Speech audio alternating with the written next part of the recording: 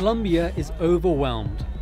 Migrants from neighboring Venezuela are pouring into the country every day, and the government is reaching breaking point. Aquí no estamos enfrentando una crisis común y corriente. We're not facing an ordinary crisis. On the contrary, we're facing a crisis of a magnitude that's worthy of global recognition. But unlike many refugees in Europe, these people aren't fleeing a war. They're escaping an economic disaster. In the past 18 months alone, more than 1 million Venezuelans have arrived in Colombia. But hundreds of thousands have also emigrated to several other countries in South America. And this is why they've left. Venezuelans are struggling for food, medicine, and cash. Entonces la vida ya no es fácil. Emigrating is hard because it means leaving our families, our loved ones, but we do it because it's necessary. It's either emigrate and give it a try, or die there of hunger.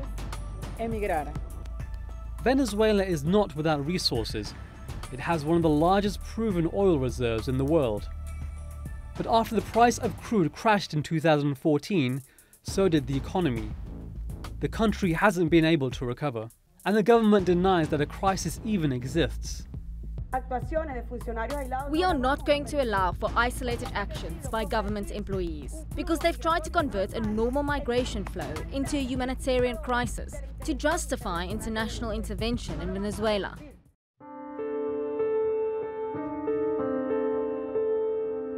It's a reversal of fortunes.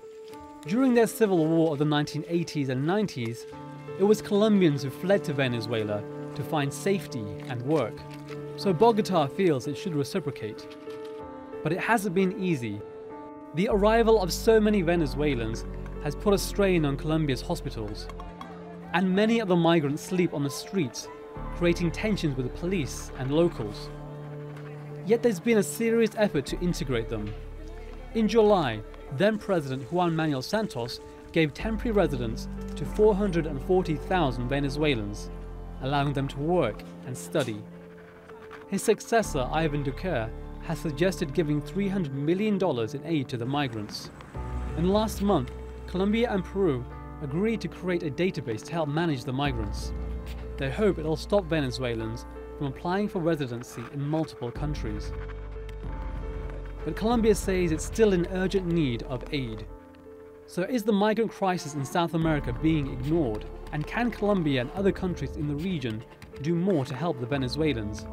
Hyder Abbasi, The Newsmakers.